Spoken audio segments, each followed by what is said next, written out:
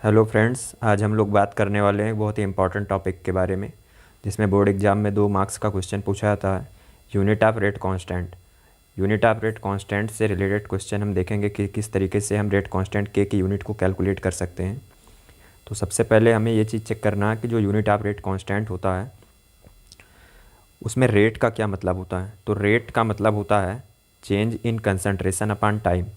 Change in concentration upon time को हम rate बोलते हैं, यानी हमारा जो रिएक्टेंट है वो किस स्पीड से चेंज हो रहा है और कितने टाइम में कितना रिएक्टेंट हमारा खर्च हो रहा है।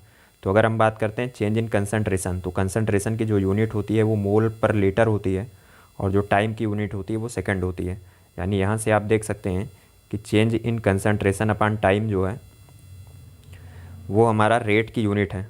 तो यहाँ से हमारे पास रेट की यूनिट आ गई मोल पर लीटर पर सेकंड। तो इसको हम ऐसे लिख सकते हैं मोल पर लीटर पर सेकंड, क्योंकि जब सेकंड ऊपर जाएगा तो सेकंड इन्वर्स हो जाएगा, तो मोल पर लीटर पर सेकंड हो जाएगा। ये हम आपको इसलिए बता रहे हैं क्योंकि अभी आगे जब हम रेट कांस्टेंट के कैलकुलेट करेंगे तो वहाँ पर इसकी ज़रूरत पड़ेगी। तो आपको बहुत अच्छी तरीके से पता होना चाहिए कि रेट की यूनिट क्या होती है। तो रेट की यूनिट होती है मोल पर लीटर पर सेकेंड। फिर अगर आपसे सिर्फ पूछा जाए कि बताइए कंसंट्रेशन की यूनिट क्या होती है, तो सिर्फ कंसंट्रेशन की यूनिट अगर पूछी जाए तो मोल पर लीटर होती है, यानी कितना मोल कितने लीटर सॉल्वेंट में डिजॉल्व है वो कंसंट्रेशन होती है। तो मोल पर लीटर कंसंट्रेशन की यूनिट होती है। और अगर रेट की यूनिट पूछे तो कंसंट्रेशन डिवाइडेड बाई टाइम, तो ये हमारा रेट हो जाएगा। तो दोनों चीज़ों को आपको आगे रेट कांस्टेंट कैलकुलेट करने में ज़रूरत पड़ेगी, इसलिए इसको मैंने आपको पहले बताया कि अगर आपसे पूछे रेट क्या है तो change in concentration upon time, और केवल कंसंट्रेशन पूछे तो मोल पर लीटर। तो चलिए हम डिफरेंट ऑर्डर के लिए रेट कांस्टेंट कैसे कैलकुलेट कर सकते हैं देखते हैं। तो सबसे पहले अगर हम जीरो ऑर्डर रिएक्शन की बात करते हैं तो जीरो ऑर्डर रिएक्शन में हमारे पास एक रिएक्शन लिखी हुई है जिसमें हम ए से क्या बना रहे हैं, प्रोडक्ट बना रहे हैं। तो ए से प्रोडक्ट बना रहे हैं तो इसका मतलब ये है कि यहाँ पर जो रेट लिखा जाएगा वो रेट इक्वल टू के into A to the power zero.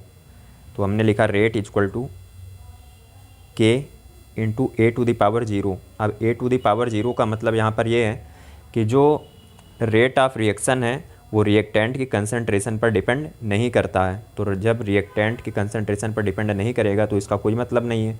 तो हमारा जो रेट होगा वो डायरेक्ट किसके बराबर हो जाएगा, के बराबर हो जाएगा।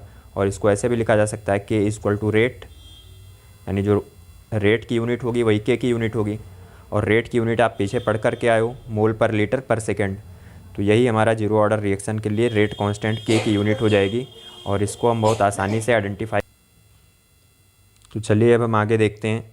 हम बात करते हैं कि फर्स्ट ऑर्डर यूनिट कैसे निकालेंगे रेट कांस्टेंट की, और सेकंड ऑर्डर के लिए रेट कांस्टेंट की यूनिट हमको कैसे निकालना है। तो इन दोनों चीज़ों के बारे में भी हम देख लेते हैं। तो सबसे पहले हम बात करते हैं फर्स्ट ऑर्डर रिएक्शन के लिए रेट कांस्टेंट कैसे निकालेंगे। तो अगर कोई रिएक्शन है सपोज दैट जिसमें हमारा रिएक्टेंट कंज्यूम हो रहा है और प्रोडक्ट में कन्वर्ट हो रहा है, तो अगर वो फर्स्ट ऑर्डर रिएक्शन है तो उसके लिए रेट ला लिखेंगे रेट इक्वल टू के into A to the power one. अब यहाँ पर अगर हम के की वैल्यू को आइडेंटिफाई करें तो k equal to rate upon concentration. अब यहाँ पर ए टू द पावर आप वन लिख सकते हो चाहो तो, ठीक है, क्योंकि ये नीचे आ जाएगा। तो यहाँ पे आपको ये दिखाई दे रहा है कि जो रेट कांस्टेंट के है वो rate upon concentration to the power one के बराबर है। तो कंसंट्रेशन की यूनिट हमने पीछे पढ़ रखी है और रेट की यूनिट भी हमने पीछे पढ़ रखी है। तो दोनों की वैल्यू हम पुट करेंगे। तो अगर रेट की वैल्यू हम देखते हैं तो रेट की वैल्यू क्या होती है, मोल पर लीटर पर सेकेंड होती है, और कंसंट्रेशन की यूनिट हमने बताया था आपको मोल पर लीटर होती है। तो यहाँ से अगर आप देखेंगे तो मोल पर लीटर से मोल पर लीटर कैंसिल हो जाएगा और के इक्वल टू सेकेंड इन्वर्स बचेगा।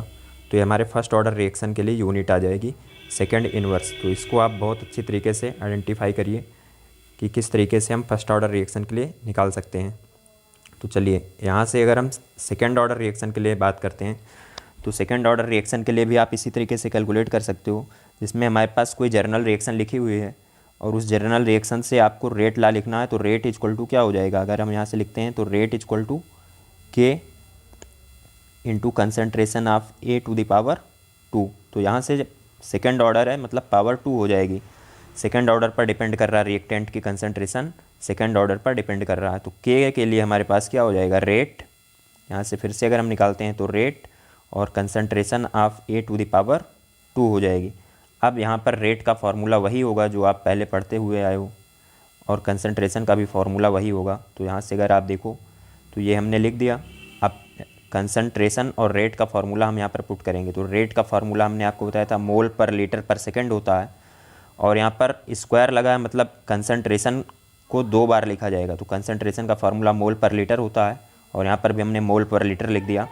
अब आप यहाँ से देखिए 1 मोल पर लीटर से 1 मोल पर लीटर कैंसिल हो जाएगा। तो जब 1 मोल पर लीटर से 1 मोल पर लीटर को कैंसिल कर देंगे तो हमारे पास क्या बचेगा, ध्यान से आप देखिए। तो K इज़ टू, अब यहाँ पे मोल नीचे पॉजिटिव साइन के साथ है तो ऊपर जाकर के नेगेटिव साइन में कन्वर्ट हो जाएगा। लीटर नीचे नेगेटिव साइन के साथ है तो ऊपर जाकर लीटर पॉजिटिव साइन में कन्वर्ट हो जाएगा, और सेकंड पहले से ही ऊपर है नेगेटिव साइन के साथ। तो इस तरीके से हमारे पास जो सेकंड ऑर्डर के लिए रेट कांस्टेंट की यूनिट आएगी mole inverse litre second inverse आएगी।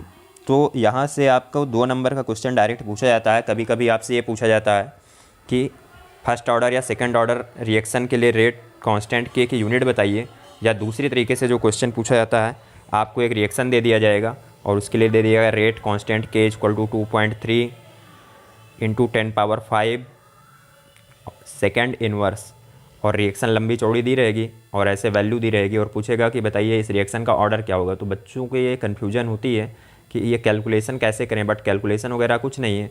आप सिर्फ यूनिट को आइडेंटिफाई करना जान जाओ तो आपके क्वेश्चन आसानी से सॉल्व हो जाएंगे। तो यहाँ पर पीछे आपको सेकंड इन्वर्स दिया हुआ है, सॉरी मैंने इरेज कर दिया, पीछे सेकंड इन्वर्स दिया हुआ है। तो सेकंड इन्वर्स से ही आप आइडेंटिफाई कर लोगे कि second inverse first order reaction के लिए होता है। अगर पीछे ये वैल्यू मोल इन्वर्स लीटर सेकंड इन्वर्स दिया होता तो आप जान जाते कि रिएक्शन हमारी सेकंड ऑर्डर की होगी, और अगर पीछे आपको mole litre inverse second inverse दिया होता तो आपकी जो रिएक्शन होती वो फर्स्ट ऑर्डर की रिएक्शन होती। तो 2 तरीके से आपके बोर्ड एग्जाम में क्वेश्चन पूछे जाते हैं। रिएक्शन दे करके रेट कांस्टेंट K की वैल्यू दी रहेगी और उसके पीछे यूनिट लिखी रहेगी।